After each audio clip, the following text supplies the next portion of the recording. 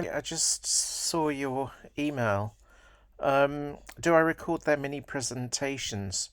Um, I would suggest doing so because I like doing it. I don't know, whatever you think, but what I would do is to record them using Zoom. So you go to brooks.zoom.us and sign in, and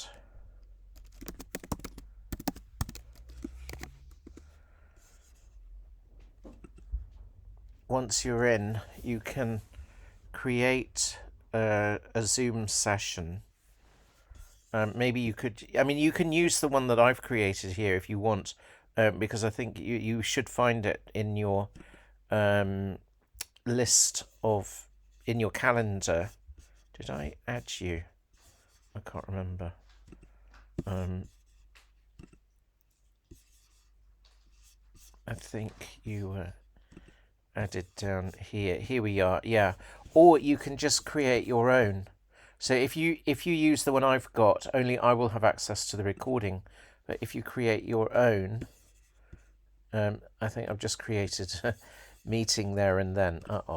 But the beauty of doing that, and just look through the settings and try and record to cloud would be my advice. And then the beauty of using Zoom is that if you then afterwards go to Panopto, you just put Panopto Brooks into Google, you should get access.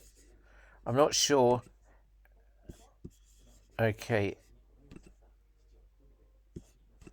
of your permissions, but I would hope you would get access to those recordings. And what I find very helpful, so if you go to everything, it will then just show you the last session that you recorded. And what you can do is change the sharing settings within Panopto, so who can access this. That the default is only, it's restricted, and you just change that to your organization, and then anybody with the Brooks email who's got the link can access it. And then I would go through and use, you can use this contents. The contents is quite interesting. It will actually read the slides, so you've got kind of bits of the slides that have been picked out here. If you go to captions and then you just select the beginning of, say, their presentation and the end, so you select that text and put it into AI, you can get really, really useful feedback. And you know, you could, the students, I think, would really get something out of that, but it's up to you whether you want to go down that path or not. If you do, I've got a prompt that I can send you. I'll try and include it in my email, that will be um, um, referencing the band descriptors. Sorry, the descriptors. Okay, now the other thing you wrote. Oh, yeah. The other thing I was thinking was that in week 7 here, there is this gap for pronunciation feedback. And what I would do, it doesn't take long, is just to write a few sentences, just maybe one or two sentences about the pronunciation of each of the students. So I would just listen through. You can just go back and listen to students' pronunciation, and start with some positive comment and end with however you need to work at something along those lines. So just two sentences for each student, because one thing they will comment on, in my experience in the evaluations, is like the lack of tutor feedback on their pronunciation. And so this is just an opportunity to satisfy that desire. And then next week, there is this rate your classmates' pronunciation. And this kind of builds on some of the slides content which is about English as a lingua franca and the idea that in the future they will be likely to be interacting with other non-native speakers, and so what matters is not perfecting their pronunciation so that they can interact with a native speaker and speak like a native speaker, because for one thing, that's not going to be possible.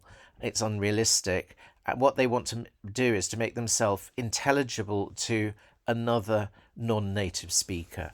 And so their classmates' assessment of their own pronunciation is as valuable, you might argue, as the tutors. And I've just updated this form, and the student input version is here, and you can access the actual form that gives you access to the results in the teacher folder. So here it is, ELF Pron evaluation, and as they submit responses, you will get a representation there of what everybody thinks about everybody else's pronunciation. And so what I would do is to tell them that during class on tomorrow, that they have to listen to the other pronunciation recordings of their classmates and rate them. Maybe they don't have to listen to everybody's, but a few of them, and then rate them there. You'll see that artificial intelligence is a theme here, and that reflects the final assessment's focus. So that's the listening portfolio's assessment focus on artificial intelligence. So they are going to have to listen to a final recording about artificial intelligence. It's not one of those ones they've used for the first two entries from Pearson.